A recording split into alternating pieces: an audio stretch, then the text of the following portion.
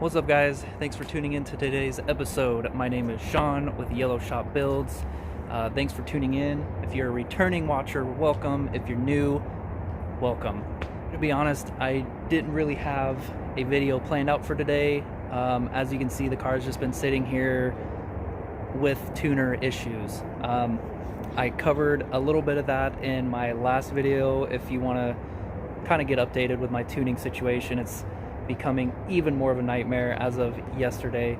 So I'm gonna update you guys with the tuning debacle probably at the end of this video. Let's just say things are getting a little juicy and credit card companies are involved. So I'll go more into that at the end of this video.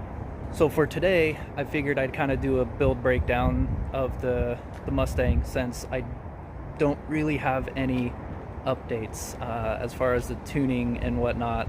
That's really the only part I'm waiting on. The car's still drivable, but it has this base map, and since I got it back from the tuner, it actually goes lean and boost, which part of the whole debacle, right? So go to last episode.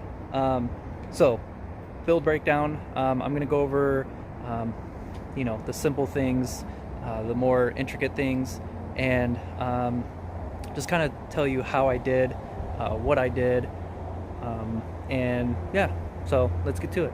All right, so the car, it's an 03 V6, obviously, manual trans. I bought it bone stock. I started to build this twin turbo kit as kind of like an idea I had as like a Jay-Z RB, same side twins type of deal. Thought it would be cool. All right, so let's go ahead and start off with the intake side. I'm not gonna lie, I just filmed like 4 minutes of video, and I wasn't actually recording. So intake side, OEM mass airflow sensor. Yes, OEM. You Mustang guys know this is usually in a big box, ugly thing right here. Take apart the box, you're gonna have this. Okay, works beautifully. I believe these ends are like 3 1/4. I believe that was like 2 3/4, and then 2 1/2. All of my intercooler piping is 2 1/2. Let's see, I used a coupler there, some just basic bends. It's nothing fancy. Just goes up in there. It's nothing fancy until this point. This was a bit of a challenge, mainly because I don't have a TIG welder and I can't weld aluminum. So as you can see, I created a bunch of pies, I taped it all together, and then I had somebody weld it for me. Now, the crazy thing is, I had made that when we were using these larger Amazon Prime T3 turbos on here. Yes, we were running 2 bigger twins and it looked way cooler, but 2 of them was too big. Great, it's starting to rain. Anyways, I ended up getting these VR4 3000 GT turbos from my buddy Ben. Thank you, Ben. This works beautifully. The other cool thing is that I was able to reuse this Y pipe when I went to these 2 smaller ones, and I just kind of rearranged and clocked these turbos. Now, the other turbos were kind of more forward facing, but I wanted to keep this downpipe, and just the way all the angles were, it just kind of cocked them that way. So that is what it is. Also, when I got these turbos from Ben, he had downpipes on them. So these are actual downpipe flanges, and I think I chopped them like somewhere. Let's see. Oh no, how did I do it? I notched all this out in here. So the flange and this little hump here, I had cut all that out and then slid this pipe on it, and that's kind of what angled these outward. But Yeah, so these turbos work beautifully as a twin setup. T3s did not, which I have videos of me trying to use the T3s and diagnose why I couldn't build boost. There's a ton of diag information on some previous videos, so check those out if you're curious. Moving on, let's see, intake side. Yeah, okay, well that's pretty much the intake side, so we'll move on to the exhaust. Exhaust manifolds, let me zoom here. Zoom, there we go. Okay, exhaust manifolds are just factory manifolds but flipped. This passenger side manifold was a challenge because I was trying to retain AC. So this car does still have AC. The challenge was these AC lines right down in here. So if you go to flip this manifold, it's gonna touch the strut tower just a hair. Obviously with the lines being right there, that's kind of an issue. So I cut a few inches out of the runners on there and got it to work. Yeah, so that was cool. Moving on, V-band, and then this hoop right here is actually out of the rear axle hoop of the exhaust. So most of this exhaust here, most of that is just exhaust I pulled out of the car. So axle hoop, and then like straight pipe out of, I don't know, the center of the car or so. There's a few little oddball bends right here just to avoid the exhaust or the radiator and the AC lines. So this bracket here is the factory bracket, but I cut it and put some bars on here to give this a little bit of support. And you can also see my oil feed down in there. I also went over, I made a good couple minutes of video just showing you what pieces I used for the oil feed. So if you're curious, go through the Mustang playlist. It's gonna be in there. It's in there. So so if there's any like exhaust fabricator people, like, I'm sorry, this is gonna hurt your heart a little bit. It does mine, but it's working, and that's all that matters to me. This H-pipe is absolutely hideous in my opinion. It's not how I wanted it to begin with, but in my head I was gonna like merge everything, and then when I started building it, it was like it didn't work out that way, so I had to figure something out, and this is what I came up with. So I know exhaust flow is absolutely horrendous, but I didn't want to use two external wastegates either, so I merged them and then boop, ran it down in here. Now this I had and will be flipping back facing up. My tuner that I'm parting ways with didn't like that. He wanted it facing down, so that's why it was flipped down, but it will be going back up. Another issue I had with my tuner is this was the overflow. I know it's not a lot, but he didn't like it, so I just jimmy rigged this over here for now, so it is what it is. But flipping the manifold on this side, this one works out beautifully. It has this kind of natural curve to it, although I did cut it right here and kind of tweak it to give it a little more curvature this way, but it has a natural curvature that goes right, you know, like gives you space for the power steering fluid, which is cool. These flanges I bought on eBay. There's a guy that CNC machines them, because I didn't know how I was gonna do that, but yeah, that was a godsend. Oil drain. Since these are elevated turbos, I figured we can just drain into the valve cover so I don't have to pull the oil pan. Marco pulled the oil pan in his Mustang. We had to like raise the engine and pull the trans like out and back, and it was just a nightmare. So I was trying to avoid it. I have successfully avoided it. Now the oil feed from there just loops into a T.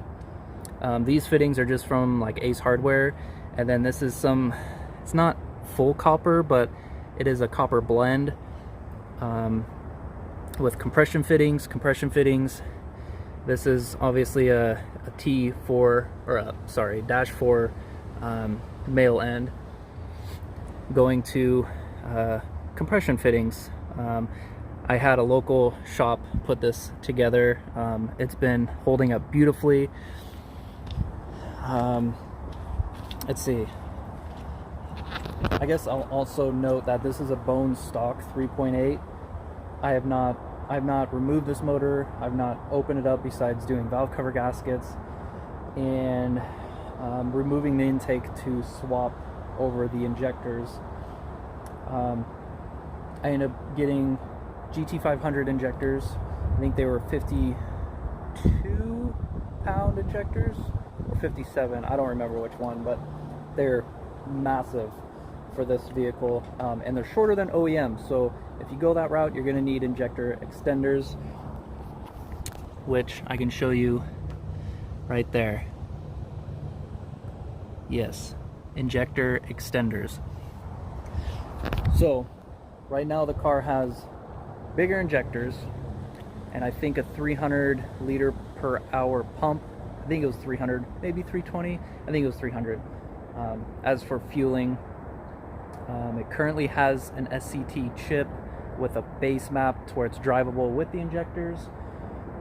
Again, if you go through the Mustang playlist, you'll see I did start this with no base map, and it sounds heavily cammed and really cool, but it was not drivable in the slightest. It smoked like a banshee. I mean, it smoked just black smoke. Yeah, but it sounded cool. EGR stuff I took out for the cleanliness. Yeah, I mean, stock radiator. It has a stock clutch in it, which the throwout bearing makes a hellacious noise. I feel like that's probably just this generation Mustang thing. But as far as this setup goes, it's really not an intricate thing. It's very much homebrew. It's very much budget built, which is what I was going for. Now, moving on to more of the exterior. Yes, these are 5th gen 4Runner 6-lug wheels. I believe Venom wheel adapters makes the adapters. They're like 2-inch thick. They're big old Johnnies, but yeah. So max peating coils, which have been pretty cool. Adjustable dampening and camber plates, which is kind of cool. If you're curious about what those look like or how to install them, I did make a video on that, so go back to the Mustang playlist, check it out. As far as exterior, that's pretty much the only modifications. Basic intercooler piping, and as far as interior, just a Amazon Prime steering wheel and hub adapter. I'll try and remember to put the links for those in the description below if you're interested. And also just a basic boost gauge and AEM wideband. I did put colder plugs in it and a colder thermostat, and that's pretty much it as of now. Now, I'm sure you're wondering what the total cost of all of this was. So if I wouldn't have made any stupid purchases or thought things through a little better, like I bought tires for these wheels that were way too small. So we're on the second set of tires, and you know, we have a couple excess couplers and oil fittings, things like that. I think minus that stuff, with purchasing the car, probably right at 5,000. Not over, but 5,000 probably max total. Buying the car, getting it running, driving, boosting, as it sits. Not very expensive for a good amount of fun. And I use that term amount of fun loosely because we haven't hardly had time to do anything fun with this. A lot of because of the tuning and that thing. So yeah, so let's get into the tuning, the good news and the bad news. All right, so the tuner that I was trying to use has kind of just been jerking me around. From day one, I've kind of had a gut feeling that probably shouldn't have gone his route, but I gave him the benefit of the doubt, and I paid the man some money for the chip and the tune, which, thinking back, was kind of odd that I paid up front before I got tune. You know, I paid for the tune before I got the tune. Seems like most shops charge after the tune is completed.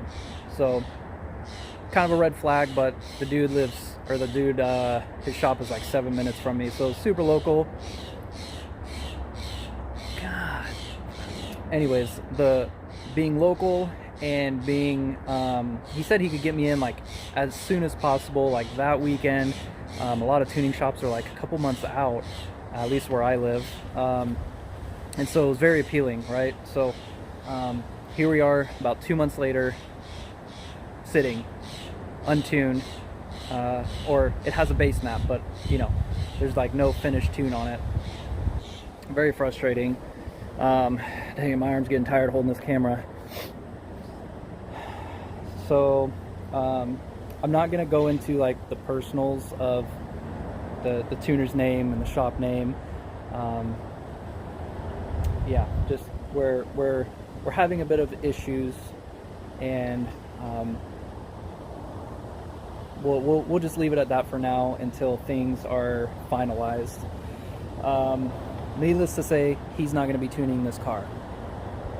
So the good news is my boy Davis, you're the man, got us a spot at another shop, and it's a more reputable shop, more of a well-known shop, not like a worldwide type of shop, I wouldn't say, but they tuned Davis's IS300 and it runs beautifully. So we talked to the tuner there. Normally this isn't his cup of tea, but he was kind of excited to tune it and see what it puts down. So we'll see what happens. Sorry, wifey came out and interrupted. Anyways, he's excited to tune it, and we don't have to wait the 2 months for this shop like most people do. There was an opening and we swooped it up. So once, I don't know, maybe in like a week or so, we'll talk about who the shop is. The tune is for the 29th of this month, so it's coming up, which is awesome. So the other beauty to this is the fact that the wife mobile, mommy missile. The good thing to this is that I will be at the dyno session. We'll be dyno tuning the whole time. I'll be able to be there. I'll be able to film everything, and that's what excites me, because that's, I'm sure, what you guys want to see, you know, whether it blows up or makes good power, you know, either way. So that's going to be super cool. I'm super excited to share that with you guys. So come on, just bear with me. Things are moving along, just kind of slow. And as for now, it's just gonna sit for a little bit longer until we get a tune. So that is the latest update. If you guys have more questions about details of like the building, check out the Mustang playlist. I did a lot of videos of putting this car together, as well as Marco's Mustang, which we did a single T3 that actually goes like under the hood, whereas this obviously won't. But yeah, so check out the Mustang playlist if you're interested, and feel free to subscribe, guys. That helps us out a lot. And yeah, thanks for watching, and we'll catch you in the next video.